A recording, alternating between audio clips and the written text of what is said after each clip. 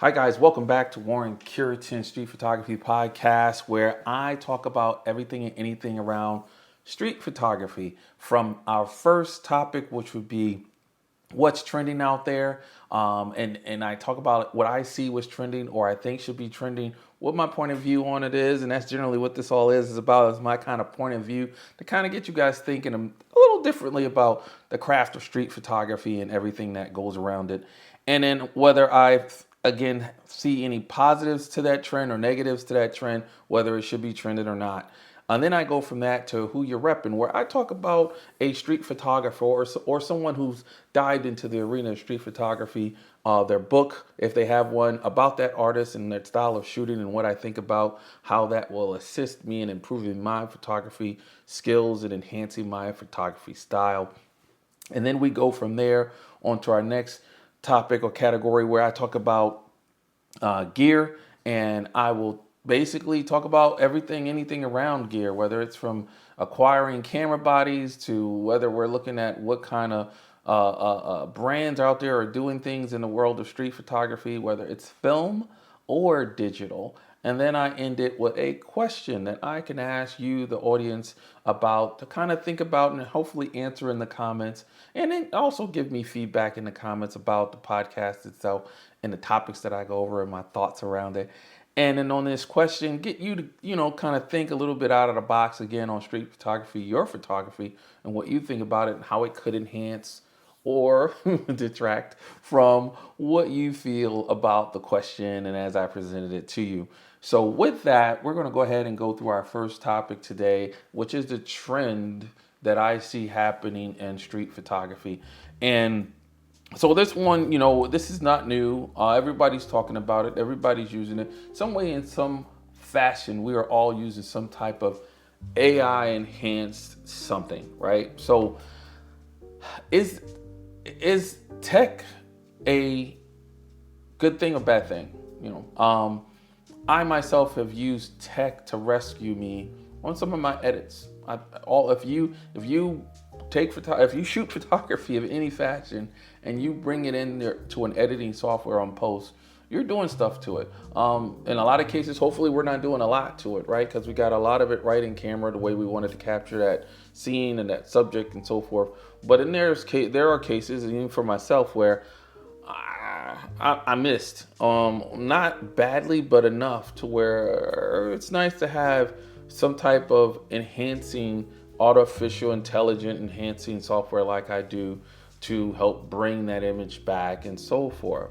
And when I look at street photography, there were things before AI, actually, believe it or not, that I think we rely on.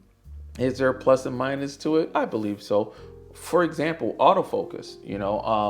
Until autofocus got to the level that it is now with all the brands, and specifically, of course, with Sony, people missed a lot of images as far as whether they were tack sharp or not.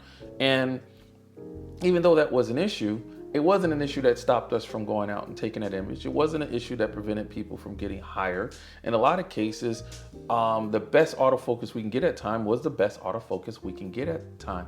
But as technology has enhanced, with the introduction of IBIS in the cameras and things like that, that tech has helped to rescue a higher percentage of in-focus images for us, the photographers. There's nothing wrong with that. That means I'm delivering better images, and maybe I don't have to deliver or overshoot on a outing because of trying to get enough in-focus images to be able to deliver to a client, if that's the case, or just to be able to have for myself whatever the purposes I'm going to use it for, right?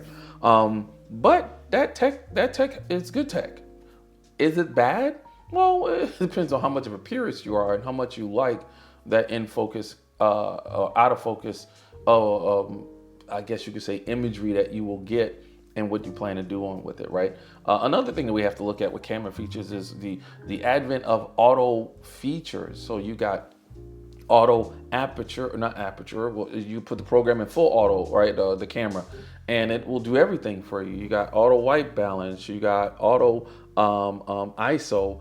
I myself use auto ISO in my shooting. It takes an aspect away that I don't have to worry about because the camera tech has gotten so good that it does a great job with auto ISO. It does a fantastic job with auto white balance. It's rare I'm not using auto white balance to get my images, or I'm using a custom white balance for my style of shooting when I'm out in the street, because again, I'm trying to capture everything as I see it. And the auto white balance does a fantastic job of doing that. That is a tech enhancement that has come to the rescue in a way for a lot of us, right? But when you start to look at tech itself and how we are advancing the camera bodies themselves specifically and what they can do, there are some things that I don't like about what tech does. Like, for instance, sometimes too much is too much. Keeping it a little more simple. KISS. I'm an engineer, by trade or by learning, if you say, through college, and I believe in the KISS analogy. Keep it simple, stupid. And most people don't say the last S; they say it differently. But I say it for what it is. Keep it simple, stupid. And I think in a lot of cases we've really pulled away from that. With some of these cameras that come out, I understand that for the more high-end cameras, you want a lot of customization and everything. And for those professionals shooting what they're shooting with those cameras, I know even me with my XH2S, I have some presets set up for me to shoot video the way I need for this talking head piece and doing my podcast and stuff like that. I have a preset or a custom setup for doing bird photography and so forth. And that's great. But it does get to a point sometimes where it's just a lot of stuff in that camera that camera can do. And not only do I forget about them, in a lot of cases, there are features I'm not going to use, or maybe never use, right, in this camera. Should it not have it? No, I'm not saying that. There are people out there that will use it. Like, for instance, bracketing. I don't do anything that requires me to use bracketing focus or bracketing sim features like this camera can do, where it'll bracket 3 different sims so I can pick the one I want, or bracket the exposure. And so I don't use the bracketing features on this camera for what I do, but there are a lot of photographers who will use it for various things, landscaping and so forth, whatever they may use it for their photography. So that to me could be when things can get a little out of hand, when the camera has too much going on with it to even remember most of it. And then if you do use some of it, you'll never use all of it. So in some cases, I do like the more simpler cameras. Recently, from videos you guys see, I had a opportunity to shoot with the Sony RX1R. It's a 10-year-old camera. The menu was a lot simpler than my wife's current Sony cameras, and I enjoy using that camera to the point where I was that close to maybe even picking up a used copy for myself. And of course, that is not happening anymore because they're gone in the US. Everything has been discontinued. Anything that Adorama and B&H had for stock that was still there, new stock still sitting, it's gone. So I don't know if that's an indication that Sony's coming out with a Mark III, and if it is, great for them. I think it's a fabulous camera. But that being said, that camera was simpler to set up and to use, and I enjoyed it thoroughly. So now I will say, guys, with my own cameras, if you follow the channel, that this will play on my YouTube channel. I set up my cameras to do things for me because they're that good. As I said previously, I will use auto white balance. I will use an auto ISO setting where I'm setting how high the ISO will go and how low it will go. And in doing so, I will also set the aperture shutter to auto, and I will pick the range at how slow I would want it to shoot and how fast I want it to shoot. And I may flip that setting on or off, but when it's on, the only thing I'm dealing with is the aperture, how much in focus I want and how much I don't want in focus for the scene or the subject that I'm shooting. And that's because, again, the technology is so good in these cameras. So what do you guys think about how you use the tech in your cameras? And do you see at times it's a hindrance, or do you see nothing but benefits? With the onset of AI use in cameras like with Sony, I'm trying to think. I'm not sure 100% if Canon is using it in their new high-end releases. But as we move on and tech changes, you'll definitely see some AI integration into our cameras. How do you feel about that? For me, I can honestly say it really depends on what the camera is going to be doing, what things is going to enhance that will make it easier for me to get the image that I'm trying to capture. If it becomes a hindrance too much, then it becomes too much for me to want to deal with, right? So let me know in the comments what you guys think about, tech. Do you feel tech to the rescue is a good thing? Do you feel that the onset of AI into everything is something you're looking forward to in your street photography or photography in general? Let me know. I'd like to know in the comments. So now, when it comes to who you're repping, today's who you're repping, or this episode's who you're repping, I'm coming at it a little differently. So I'll start off right away and say I'm repping out of the UK, London, UK, photographer Rupert Vandervell. And Rupert Vandervell, pretty much from what I can see about my lookup of him and his style of photography, he likes very contrasty black and white photos with every once in a while with a pop of color. And what drew me to him was the contrastiness, if you will, of his black and white images. So I have a setting on my Fuji cameras, and I try to mimic that on my other cameras brands that I shoot. A kind of contrasty noir style of imagery that I would like to shoot at night or even during the day when I go out and do my street photography. And he did create a book. Now, the title of the book is a little interesting based on the book itself, but it's the Fine Art Street Photography, right? So Fine Art Street Photography, it's a very small, thin book, as you can see. And it pretty much, if for the lack of a better words, it talks about his style of shooting for specific topics, maybe is the best word, or subjects that he's going for, or the feel of the image that he's going for. Like for instance, it's a colorful world, it's how he starts it off with, but everything in this book, image-wise, is black and white. Guys, when it comes to this book, quality of the paperwork has a lot to do with, to me, helping the image and how contrasty it is and how black his blacks are. So, this is regular paper. It's not high gloss or anything like that. And when you read through the book, it really doesn't in my opinion, go after him talking about how to shoot fine art street photography. When I first looked at it and looking at the cover, that I was like, wow, that looks like fine art street photography. Based on my understanding of it and definition of it, shadows, lights and darks, kind of a ethereal type look to it in a lot of cases, reflections and stuff like that. And this cover definitely shows that. But when it comes to the book itself, I think really it comes down to, he gives his examples of how he goes out and capture his black and white images. I don't know if I can call them all fine art, but I do know that I like how he goes about in the different scenes that he sees in front of him and capture his images, like this one here of the lady walking. She's in a light colored outfit. Since it's black and white, I don't quite know what color it is, but you can see patterns on her skirt, and she looks blonde, and but she's up against this really big black background that makes her pop, that makes her outfit pop and everything. The white lines in the street pop. And I like that. I gravitate to that type of black and white imagery. And all of the imagery in this book points to that. I honestly think I would have liked this maybe in a way to where it shows that image better than the paper quality that he chose.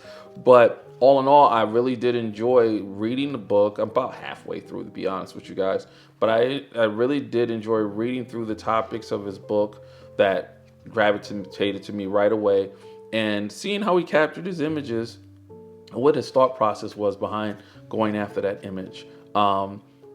he is still alive. And I like to say that whenever I do these.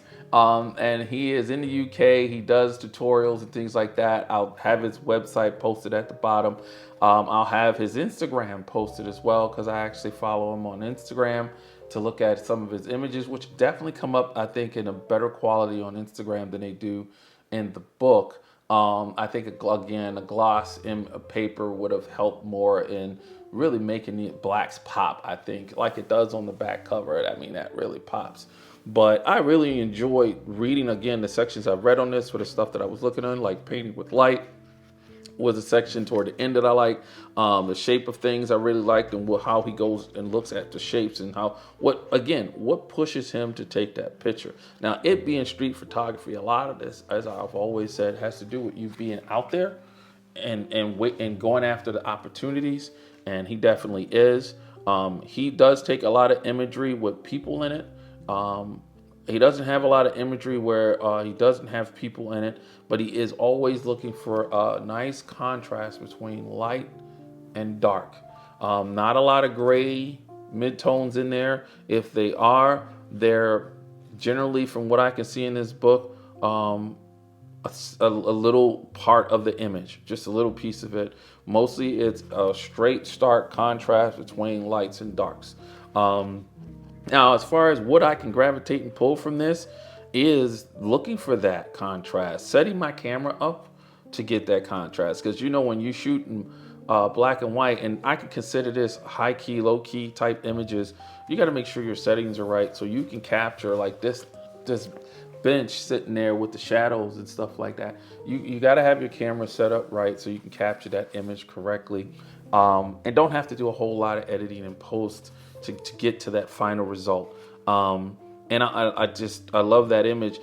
Had a person been in that image, could it have helped? I don't know. It all depends on what that person had on. They would have had to be contrasty themselves. Maybe a silhouette of a person on that bench could have helped.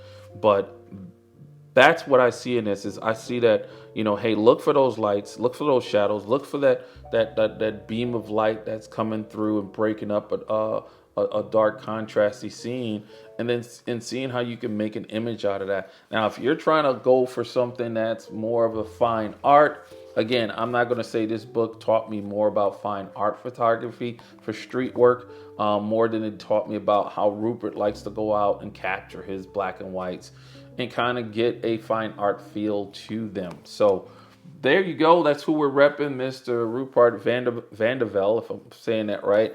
And his book, Fine Art Street Photography. Again, I think it's a good book for those that want to continue to build their library like I'm doing, to have have a street photographer, for well-known, well-renowned photographers' views on how they go out and capture their black and white images that they see lead to a street photography, fine art street photography final image. So that's who we are repping. Now, the next section I'm going to, as I open up my notes here, I want to make sure I stay consistent, is the gear section. So when it comes to gear, again, I talk about everything I can as it relates to street photography. And I try to stick to that. And one of the things I talked about the last month's episode was about all the other stuff outside the camera that you need to think of when you're shooting. But I want to dive a little deeper this episode and talk about, especially since right now it is a whopping, what is this thing saying? It's 16 degrees. It is 16 degrees outside right now in Southeast Michigan. It is supposed to get a high. We're higher than tomorrow's high right now. Tomorrow's low is 0. The next day's low is -2. The high is 9. So even though it's starting to get into mid to late February, we're still super cold here in Southeast Michigan. And if I want to go out like I want to after I finish doing this episode and do some street photography, I need to dress appropriately. So, I delved into this a couple of times on my channel and some videos, but I want to get a little bit more deeper into it. And honestly, I have to say, if you're going out and you're doing photography, we all know you have to dress for success. And what does that mean, going out and doing street photography? That means dress for the weather for sure. And right now, me dressing for the weather, cold weather outings for street photography, and my latest video on my channel, I went out and tried to do some eagles in flight. Oh my God, that was a disaster. You want to dress for the weather. You want to be comfortable. You want to feel safe too on what you have on it. You don't have to have an issue. Because with temperatures like 16 degrees as it is now, those are life-threatening temps. So you want to dress appropriately, right? Dress for the weather. And the first thing I always tell folks when it comes to going out and doing that, it ain't all about being pretty. It is not all about being pretty. I will put on my thick coat and layers and stuff like that. I'll walk out of here looking like the Michelin Man, bundled up with a camera, so that I can make sure that I'm comfortable and can be out in that environment for up to 2, 3, sometimes 4 hours while I'm out getting images and video and content for the channel, or just for me, depending on what I'm doing. So, hat wise, polo fleece always seems to work very well for me. I always look to keep stuff layered. So I want layers that aren't too bulky, because I want to be able to peel off stuff to cool down if I get too hot, and then put stuff back on if I start to get cold again. So when it comes to the hat, with this hair keeps me hot. I usually will have a thin skull cap or beanie on, something just enough to knock the wind off. And then when I go from that, the other thing that I tend to really kind of pay particular attention to is the gloves. Because if the gloves are too thick, I can't operate the camera. And then I will have to take the gloves off, and then my hands are getting cold, right? So there are photography gloves out there. I don't know where some of these people got these ideas on what constitutes a photography glove. As thick as some of these gloves are, they'll have it where the fingertip comes off for your shutter button, and other than for the thumb, for the left and right hand, depending on how you want to shoot. And then you put the fingertip back over your fingertip. But it really never closes up. So air is getting in there. I hate those gloves. They suck. The best glove I've ever gotten for going out and shooting is, again, I'm looking at some type of neoprene, or what's the word I'm thinking of with the P? I can't quite think of it. I don't know why. But something thin that will keep a good amount of heat, and then has on it the little material on the tips that stuff like your iPhone will register. The same thing that's on the old school tips of pens that we use, like my beloved 53 pen I still have here. It has a rubberized tip on it for the sensor, and I've had gloves like that my phone will register and things like that. Those tend to be great because they will grip onto the camera. So I can grab that command dial on my camera, and I can definitely move it very easily, even though I have on a layer or like a neoprene or polyurethane or something like that. I can't quite remember all the words, but type of material on there. Even I've had wool, but it ends with a thinner fingers, and it has that same whatever that material is on the tip of the finger. And I love those. Gloves are really important because this is how we contact and operate our cameras, and we use that, right? But when it comes to the clothes that I'm wearing, like the hoodies and things like that, I like to layer. I definitely have a base layer. For me, know yourself. Know thyself. I know if my legs and feet get cold, I'm done. Not as much as my legs as my feet, but I know that if my legs get cold, I start to get uncomfortable. And I want to keep them warm enough so I don't get uncomfortable. If my feet get cold, I'm cold. And it's a wrap at that point. So for the legs, I will wear a base layer. I will get a thermal base layer of some sort, and I will put that on, then jeans or pants or something like that, and I am fine. I've gone as low as below zero in that setup and not have had to add more to it to keep myself warm. When it comes to the jackets and stuff like that, yes, I will wear a layer under a base layer, a layer, a vest, and then a jacket. And I liked that combo for me because, again, know thyself. That helps me to peel off and unzip and do things that will help me regulate my body temp.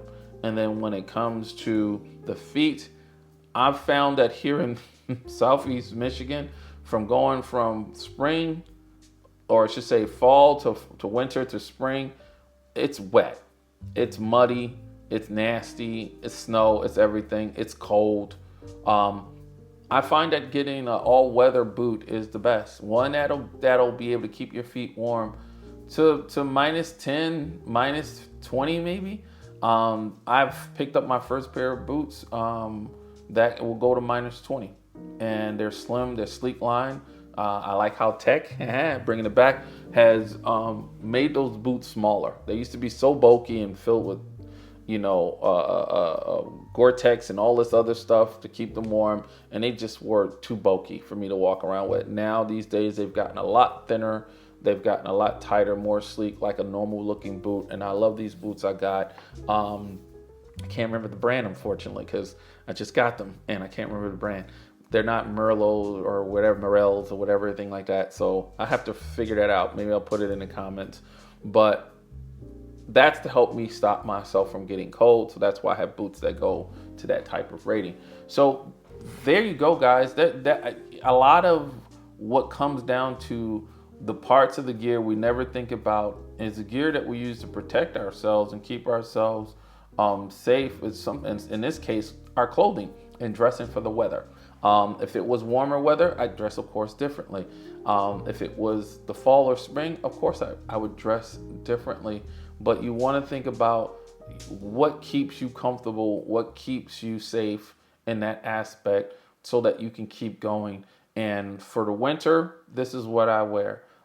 So what do you guys wear? I mean, are you like me dealing with the climate that I deal with in Southeast Michigan, where you too have to think about the layering and things like that just to get out the house and do something like, again, going out and capturing images. So let me know in the comments.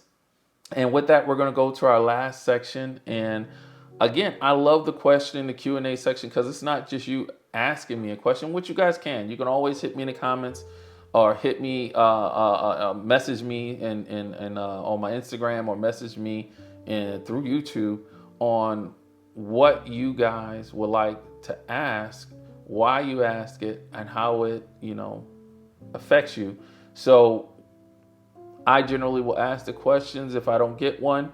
And most of the time I enjoy asking these thought-provoking questions. So the question for this episode is, how do you plan to use AI in your street photography? So keeping it to the theme of tech to the rescue, I thought about this question. How do you plan to use AI in your street photography? And I can answer the question for me is right now, I'm going to use it for my editing. I can see using it for that first.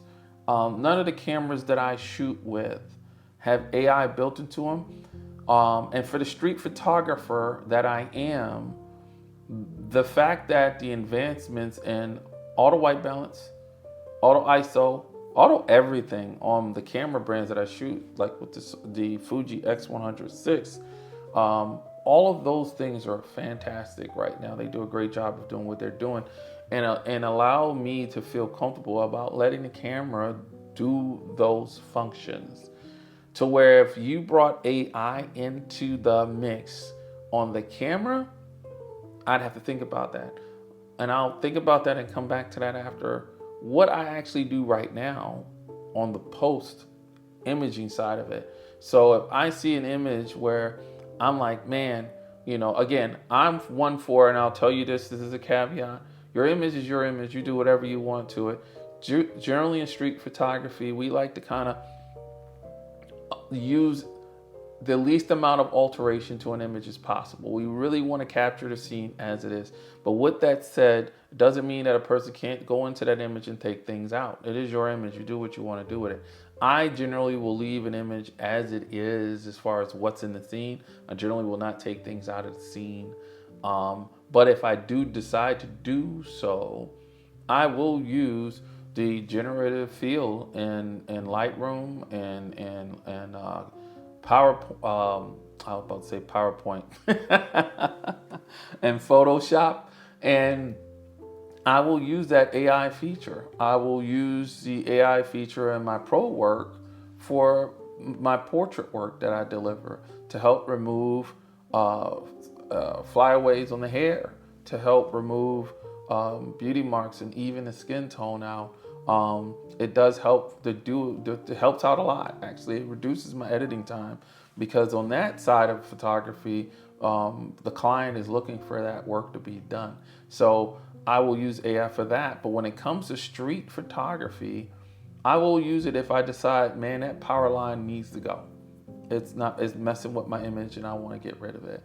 But the cool part about it is, and the ethical part about it is that I will, if somebody came at to me asking about that photo, I will absolutely say that there's some AI editing in that photo, because I think in some cases you actually have to put that down, that there's AI, and I think it may even flag the photo. Correct me if I'm wrong in the comments.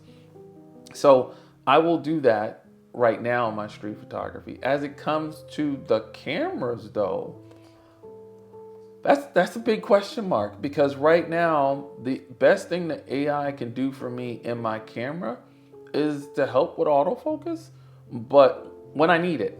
So that Sony has it in their cameras, I can see that. But sometimes I'm 50-50. I could be zone focusing and not using autofocus at all. I may not be using eye autofocus at all.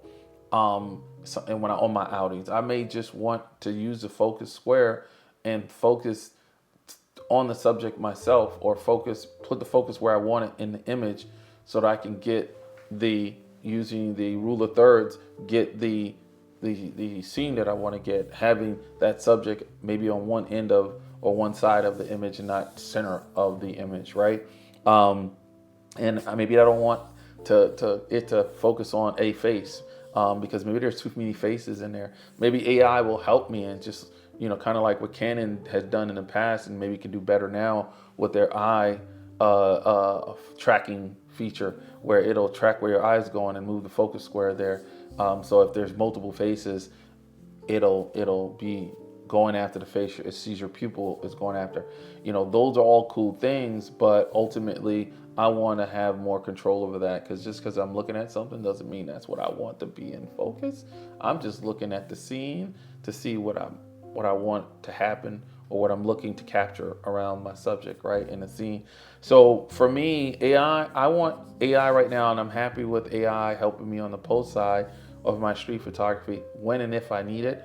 On the camera side of it, it would be a nice feature to have in camera, like with the Sonys, if I felt I needed it. So if I needed it, it's there. But right now, I don't know if I need it. So I really would have to say I kind of have to play with a Sony camera that has that feature and see if it's something that I would want to use in my street photography. Street photography, the subjects could be fast moving or not. It's a very dynamic scene and what could be happening, and it's hard to pinpoint to focusing on one thing or other using the autofocus system, where it's a lot better to use a wide range of focus on that square, or zone focus, because of so many things that could be happening in front of you at street photography. So there you go. That's how I would answer that question. Let me know how you guys would answer that question. Again, hit in the comments, hit me up, let me know. And if you have any questions, again, let me know.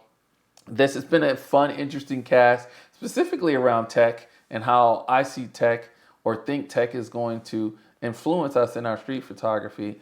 And I would love to hear what you guys' thoughts are on that. So with that, that is the cast. I'll see you guys on the next one.